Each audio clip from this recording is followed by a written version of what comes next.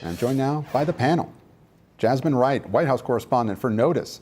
Arshi Siddiqui, Democratic strategist and former senior aide to former House Speaker Nancy Pelosi. And Republican strategist Rick Tyler. Rick, I want to start with you this time.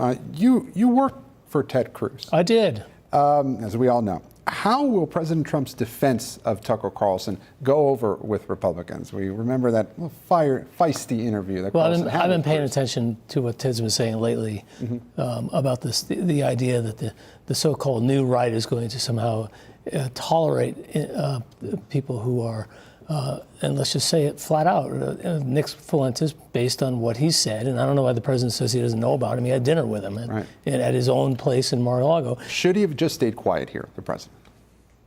I don't know how it helps you or the party that you're supposed to represent to give voice and permission slips to fascist, anti-Semitic racists. That is not who the party is. It is not a conservative notion. A conservative notion is we base people based on their conduct. That's how we judge people. We do not judge them based on their skin color, their religion, etc. Those are identity politics. We don't engage. We're not supposed to engage in. And for the left, right, who's always criticizing the left for identity politics, that's exactly what that is. We don't judge people on who they're from, what religion they have, the color of their skin. We base them on their conduct. And Nick Fuentes doesn't do that. He looks at a person and says, oh, you're of this certain ethnic group, therefore you're somehow inferior to the rest of us. And that is sheer nonsense. And those people need to be driven out and never let back in. You know, Jasmine, the president, Donald Trump, he had dinner with Nick Fuentes, as Rick mentioned, 3 years ago at Mar-a-Lago. Fuentes had a reputation back then. Why is he considered so much more toxic even now? I mean, just of the comments that he's continued to make, not walking back those comments that he made in 2016 and beyond, but really doubling down on that really hateful rhetoric, just to be quite honest. And it's interesting because the White House had really stayed out of this larger conversation of anti-Semitism. What is anti-Semitic? Who can have a voice in our party? That had been taken over the Republican Party over the last 2 weeks, starting, of course, with Tucker Carlson, the Heritage Foundation and all that. The White House had kind of stayed off, maybe minus a couple little comments in here and there. And so you're kind of seeing the president, yes, he was asked about it on the tarmac, and Gabe, as you know, when the president is asked about something, he typically answers. Yes, he was asked about it, but still kind of weighing in and giving these permission slips. I think it really emphasizes a real dichotomy in the Republican Party right now, which is that they do not want to necessarily cancel people that perhaps should be canceled. I'm thinking back to that Republican group chat where J.D. Vance said that they were just teens. Obviously, some of those people in that Republican group chat were 40, so they weren't just teens. But also another conversation happening in the same party about whether or not folks should be kicked out of the party for certain comments and should be really silenced in the party for some of these comments. And I think that those are consistently at odds. And now you're hearing the president speak about it. You know, I'll get to that some of the wedges in the Republican Party in just a moment. But Arshi, I want to have you weigh in on the Fuentes situation. Do Democrats risk amplifying him by drawing attention to this controversy? No, absolutely not. I would say actually there needs to be a zero tolerance policy, and that needs to be made clear. And it was interesting when you were talking, I was thinking you were talking about a Republican Party that I grew up with, but we don't see as much of that. So I think the more people that are out there making this clear that this is not acceptable in our democratic debate and discourse, that is critical. Okay, and Rick, I want to ask you about this issue about the wedge in the Republican Party. What issue do you think is driving the biggest wedge or has the potential to? Jeffrey Epstein, the Nick Fuentes controversy, or the economy? I mean, Marjorie Taylor Greene was criticizing the president for not paying enough attention so to ultimately, people's issues. Lives will be the economy. So tariffs are a tax. They generate revenue, and they're supposed to be controlled by the Congress.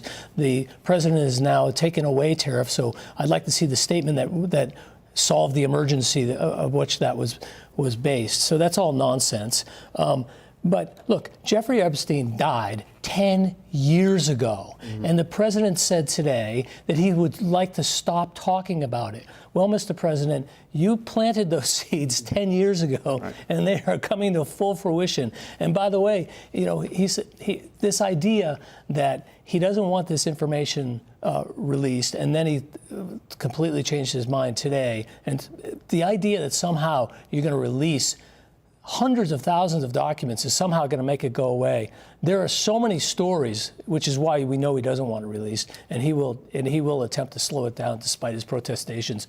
But there'll be endless stories because this story will just keep going and going and going and going. Well, Jasmine, NBC News spoke exclusively to 18 Trump voters about their concerns about his economic performance.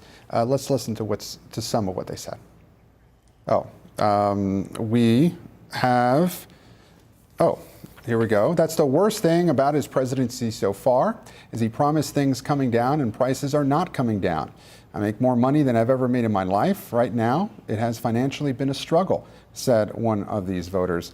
Another one said, it just doesn't seem like there's been a whole lot of focus on, hey, let's get these prices down. It's just been like, hey, prices are high because Biden didn't like this. It's like, well, Biden's not in office anymore. These voters, and we've been speaking with them every time we go out, outside of D.C., is the White House getting this message? Well, I think you're hearing the White House more and more talk about affordability, but at the same time, you're also hearing Donald Trump say that prices are already down and that affordability isn't common. So I think you're seeing the White House as an apparatus understand that this is where the American people's focus is right now, that they want lower prices. You're obviously seeing them, to Rick's point, take steps to lower some of these tariffs on goods that you would see in the grocery store. They say it's because their tariffs are no longer needed because they've made additional trade deals. Obviously, those tariffs are aimed at lowering prices in the grocery stores. So you're seeing them kind of do certain things, obviously these promise of $2,000 rebate checks, to try to kind of assuage the American voter that things are getting better. But of course, I think you always want to hear a more empathetic side from the president. And so there's a question about whether or not his language has to continue to change. But I think fundamentally, this White House is running into the same thing that the Biden White House ran into, which is that you can tell people that prices are lower and that things are happening and that they will get better next year. But until they start to feel it in their pocket, you're going to consistently see these particularly bad poll numbers. And I think that that is where the White House is. But they are fundamentally trying to change via tariffs, via these promised rebates that Trump just said today may come in 2026, and other things that they are trying to do to show the American voter they're listening, particularly after those off-year elections. Arshi, we saw in these recent elections that Democrats were successful at focusing on affordability. Now, are they doing enough to hit the economic message as they move forward? Should they be doing more? Well, I think it will be a steady drumbeat. So we've already found this on the Affordable Care Act. I mean, that was a real issue. It was coming out of the Republican reconciliation bill, which gutted Medicaid, created issues on food assistance. Then the Affordable Care Act, that debate is now real, and people understand that these premiums are going up because in many ways the Affordable Care Act is being sabotaged. So from here, I think we will continue on tariffs in other places, and we'll see Democrats pound a really strong drumbeat, but it will also be locally focused because affordability means different things in different districts. And Rick, as we start to wrap up here, I want to get to the topic of Marjorie Taylor Greene and this implosion of her relationship with President Trump. Yesterday she went on, I believe it was CNN, and she apologized for her role in these, quote, toxic politics. Is she a credible voice on this? And what do you make of this implosion of this relationship?